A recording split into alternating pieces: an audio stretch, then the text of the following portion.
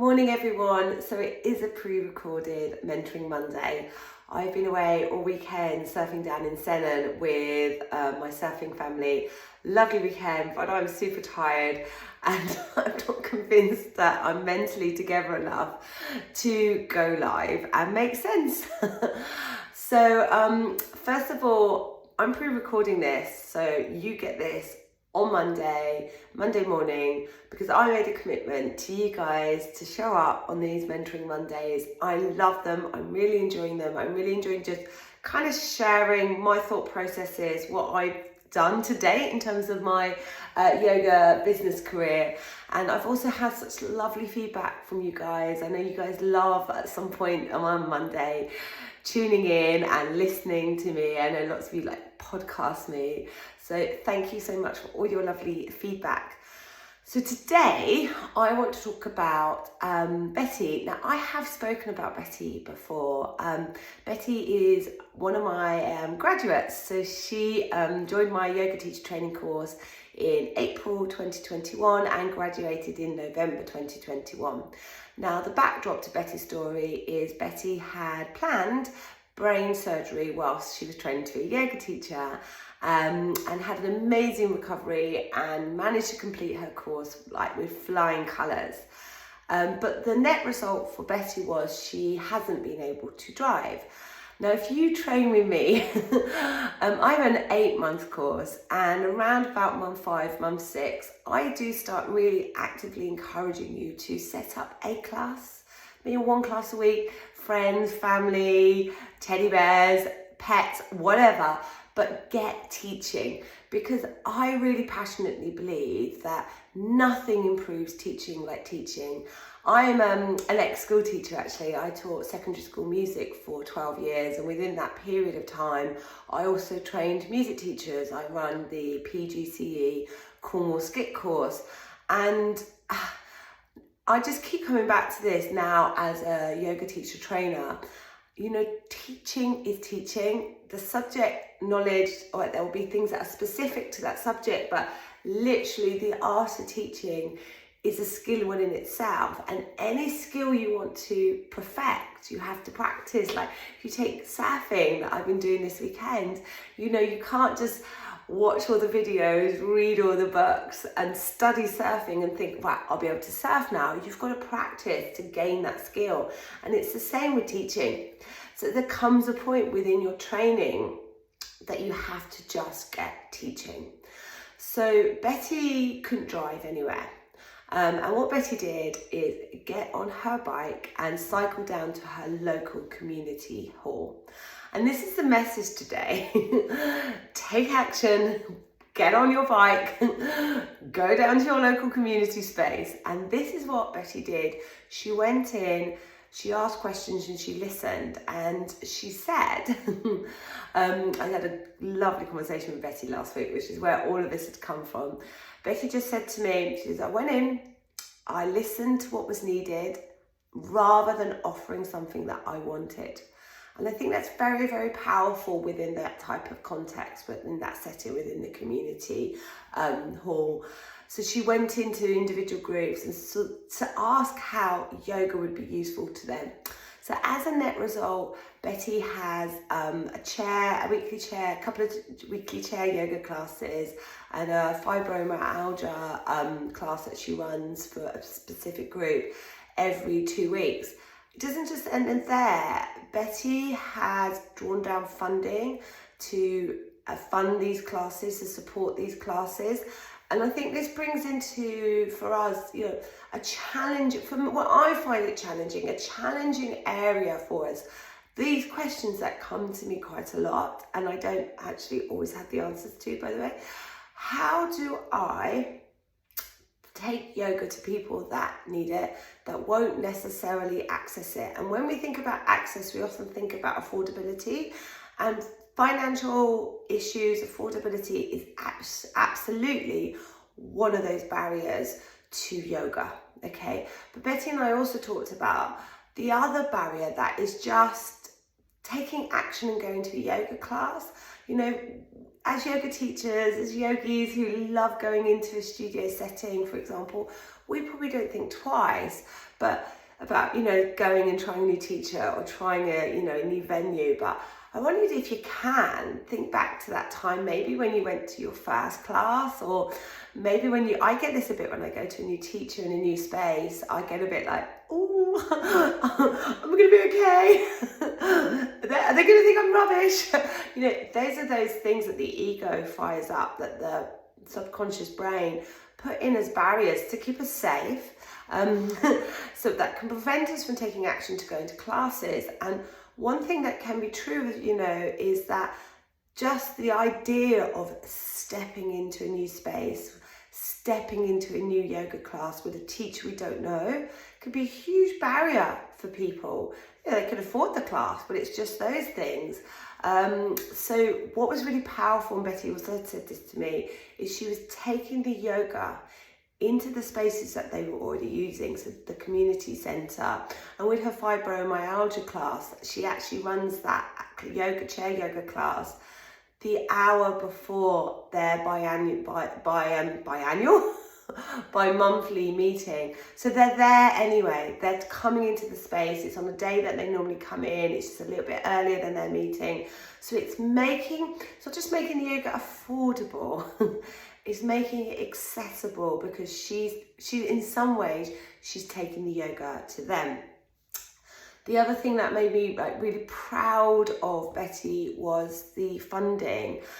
So when we think about how can I take yoga to people, demographics that may not necessarily be able to access it, and one of the barriers might be financial, how do I, you know, provide for them, but also provide for myself? You know, like, I can't, as much as I would love to go out and teach loads of free classes, I still have to feed myself, heat my house, you know, pay my bills. You know, these are all things that are true of all of us. So Betty has drawn down some funding. Now, to do that, she has had to set herself up as a community interest project, community interest company. And she has also spent many an hour filling out application forms and listening to her speak. I was thinking, God, yeah, if someone said to me, you can have this pot of money to help these people, but you'd have to set yourself up as a community interest company, I'd probably be like, oh, I'm not sure I want that responsibility. Or, you know, faced with a big form, oh, I'm not sure I can fill out that form. So, you know, hats off to you, Betty. Basically, you took action, you saw a need, you got on your bike, you can drive, you went down to your local community centre, you went in and you listened to what was needed, and then you went, and we did talk about this, right, here is where I am, this is what is needed, what's the journey between getting from where I am now, knowing that people need yoga, to delivering those yoga classes. And you weren't fazed by that journey, you just saw it as, you know, some necessary steps that you needed to take in order to make that yoga happen. And I think all of these, whether we are thinking about running a class, a retreat, setting up a yoga studio, yourself thinking about setting up a community interest company, getting yoga into pockets of the community that might not necessarily have easy access to yoga, whatever it is, however you are bringing yoga into the world, there is that, isn't there? Here I am, this is what I want to do, these are the people that need it, what's the steps between it? And those steps can be full of mindset blocks. Oh, I can't do that. Like, I get like, oh, I don't think I'm responsible enough to be a community interest company. You know, that's a load of rubbish. It's full of mindset blocks, and it's often the mind. In fact, I'm going to go out on a limb and say 80% of the time when I'm working with my trainee teachers and mentoring qualified yoga teachers, often all it is a mindset thing. It's nothing other than that. 80% of the time. The other thing that a good message from Betty was when she did her funding is she didn't just do, right, I'm going to run 10 classes, here's my hourly rate, 10 times my hourly rate. She put in within her application administration time, and she got funding for equipment that lives in the community centre. And I think that just reminds us of those additional costs. So I see so often, and I'm so often having conversations with people, well, you know, I've been asked to do this, what shall I charge? You know, we start off with, well, what's your hourly rate? But it's not the hour for whatever it is you're being asked to deliver. What do you need to in order to get there and do that hour, you know, that delivery of that hour? What are all the other costs around that? So I was really, really heartened to know that Betty had included some administration time and got additional funding for yoga equipment, because I think we forget that, don't we, when we first start out, and you know, you book your space wherever that is, and you think, right, I could start this class, and then you're like, oh, will everyone bring mats? £120 later, 10 mats. And will everyone bring blocks? You know, £30 later. I'm making up these prices. 10 blocks. But, you know, this is what can be barriers to get started. And then lastly, I think I want to touch upon something that I find, again, quite challenging to talk about and quite challenging to come up with a solution, because I don't know if there is necessarily a one size fits all for this solution, but a free yoga class. And Betty does it as a pay what you can, not free. And we spoke about that last week, because there are some people that want to give Betty and can afford to give Betty, you know, money for what she does. You know, that's part of the energy exchange. Plus, sometimes when there is some degree of financial commitment, people value it more and people commit to it all. So absolutely, there are cases where free yoga for people that need it to be free is really, really important. But where's the commitment? You know, often I'll give you an example for me, like, I don't know about you, but I'm often like, oh, there's some free training, I'll give them my email, I'll sign up to that free training, and then often I don't do it because it's been free. And then now and again I pay for something, it's not wildly expensive, you know, $30, but I always do those trainings, I did say that was the last thing. I just wanted to close. Like Betty and I asked Betty a couple of questions when I was chatting to her last week, and I was like, do you have a website? You know, and they were like questions that I knew the answers to. But Betty does have a website, but she's also an artist, and her website is about her artwork and is yet to discuss her yoga. And I said, do you use social media? And she is on social media, but it's just her personal accounts.